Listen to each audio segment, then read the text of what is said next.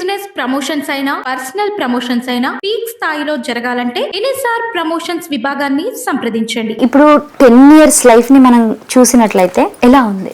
ఈ 10 ఏళ్లలో మీరు చూసే ఉంటారు కాంచన పిక్చర్. కాంచన సినిమా అనేది వచ్చిన తర్వాత మన తెలుగు పీపుల్ లో కూడా చాలా వరకు మార్పు అనేది వచ్చింది. ఎందుకంటే ఎక్కడికి వెళ్ళినా అంటే ఇట్లా ఉంటారు, వీళ్ళని మేము గౌరవించాలనే ఒక మంచి మార్పు అయితే నిజంగా లారెన్స్ తీసుకొచ్చాడు. అది నిజంగా మా ట్రాన్స్జెండర్స్ అందరి తరఫున కూడా ఆ సినిమా తీసినందుకు కూడా మేమైతే కృతజ్ఞత తెలుపుకుంటున్నాము. ఇప్పుడు ఈ లైఫ్ లో హ్యాపీగా ఉన్నారా లేరా? నేను చాలా హ్యాపీగానే ఉన్నానండి. అంటే ఇప్పుడు కావాలని లైఫ్ నేర్చుకునే వాళ్ళకంటే బై బర్త్ తో ఉన్న వాళ్ళకు ఒక డిఫరెంట్ అనేది ఉంటుంది. మా లైఫ్ లో అయితే మేము మంచిగానే లీడ్ చేసుకుంటున్నాం. ఎందుకంటే ప్రజా ఆదరణ అనేది పొందుతున్నాం కదా, ఒకప్పటికంటే ఇప్పటికీ బెటర్ గా ఉంది ఈ 10 ఏళ్లలో. కాబట్టి మాకైతే చాలా హ్యాపీగానే జీవిస్తున్నాం. మీరు సొసైటీకి చేసింది ఏమైనా ఉందా? సొసైటీ అని అంటే ఇప్పుడు నేను ఒక అమ్మాయిని సాదుకోవడము, ఆమెకు పెళ్లి చేయడము, కన్యాదానం చేయడము, ఆమెను చదివించుకోవడము. కాంచనా సినిమా ఈ 10 ఏళ్ల కిందట వచ్చింది, కానీ నేను ఒక 25 years కిందనే ఈ పని చేశాను. నన్ను స్కూల్లో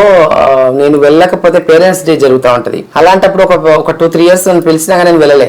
ప్రిన్సిపల్ గారే మా ఇంటికి వచ్చి నన్ను మరీ బలవంతంగా తీసుకొని వెళ్ళి స్టేజ్ ఎక్కిచ్చారు. అది నాకు ఒక గొప్ప ఇది. అట్లాగే ఇప్పుడు యూట్యూబర్ కూడా నాతో వర్క్ చేసే వాళ్ళకి సొసైటీ వాళ్ళే కదా, నాలో యాక్టింగ్ చేసే వాళ్ళకి కానీ, మా కెమెరామ్యాన్ కానీ, మా ఎడిటర్ కానీ, వీళ్ళందరూ కూడా ఒకలాంటి చిన్న వాళ్ళ గొప్ప లైఫ్ నేను ఇవ్వకపోవచ్చు, నాకు తోచిన దాంట్లో ఒక చిన్న లైఫ్ వాళ్ళకు ఒక సహాయంగా నేను ఉంటున్నాను. అది సొసైటీలోనే వస్తుందిగా. అట్లాగే మేము మా యూట్యూబ్ తరఫు నుంచి వచ్చిన ప్రతి పైసాని ఒక అనాథలకు కానీ లేకుంటే వికలాంగులకు కానీ అనకూడదు. ఒక రకమైనగా మేము కూడా మనోవైకల్యంతో ఉన్న వికలాంగులమే. మానసిక వికలాంగులు వాళ్ళైతే మనోవైకల్యంతో ఉన్న వికలాంగులు మేముగా భావిస్తాను నేను. అలాంటి వికలాంగుల కోసం నేను ఒక వీల్ చైర్స్ అండ్ ఫుడ్, రాషన్స్ ఇలాంటివన్నీ కూడా నేను యూట్యూబ్ ద్వారా వాళ్ళకు అందజేస్తున్నాను. మీరు నా ఛానల్లో కూడా చూడొచ్చు. రోజీ ఐ క్రియేషన్ లో కనుక మీరు చూస్తే నేను చేసే కార్యక్రమాలన్నీ ఏంటో కూడా మీకు తెలుస్తాయి. ఇది నేను సొసైటీకి నేను ఇంకా చేయాలనేదే నాకు దృఢ సంకల్పం అయితే నాకు చాలా ఉంది. ఈ సొసైటీకి నేను ఒక ట్రాన్స్ ఉమెన్ గా మారిన తర్వాత ఆ సొసైటీతో నేను బ్రతుకుతున్నాను. ఆ సొసైటీకి కూడా నేను ఇంకా ఏదైనా చెయ్యాలి అని చెప్పేసి ఇప్పుడు నేను ఉండే ఏరియాలో కూడా ఒక పేద ఇంటి వాళ్ళు ఎవరైతే ఉన్నారో వాళ్ళకు నేను గ్యాసరీ అందజేస్తుంటాను నాకు తగినంతగా. అట్లాగే లాక్డౌన్ ఆ టైంలో, కరోనా టైంలో, లాక్డౌన్ లో కూడా చాలా మందికి నేను డొనేట్ చేశాను. ఎందుకంటే మరీ బీదగా ఉండి వాళ్ళు ఏమి తినలేని స్థితిలో ఉండి కూడా అప్పుడు నేను యూట్యూబ్ ఛానల్ పెట్టలేదు, కానీ నా మనస్ఫూర్తిగా నేను వాళ్ళకు కొంత సహాయం చేశాను. ఓకే అమ్మ, సొసైటీ నుండి మీరు ఏం కోరుకుంటున్నారు?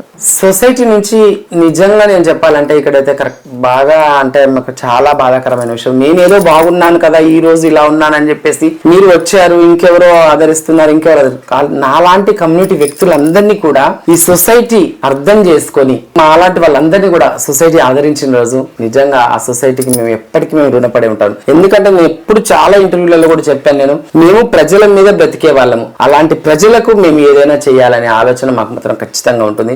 ఈ రకంగానే కాకుండా మేము ఇంకా మాలాంటి వాళ్ళు ఒక పొలిటికల్ గా కనుక వెళ్తే కనుక ఇప్పుడు ఈ సొసైటీకి ఎక్కువ సేవ అందించాలి అని అంటే ఒక డిపార్ట్మెంట్, పోలీస్ డిపార్ట్మెంట్ కావచ్చు, అండ్ డాక్టర్సే కానీ ఇంకా కొన్ని వృత్తులు ఉన్నాయి. అందులో మాలాంటి వాళ్ళకైతే అవి మేమంతగా ఎడ్యుకేషన్ అనేది మాకు ఎక్కువ లేదు. కాబట్టి మేము పొలిటికల్ లో కనుక వస్తే మమ్మల్ని ఆదరించే ఆ ప్రజలకు మేము ఏదైనా చేయగలుగుతాము.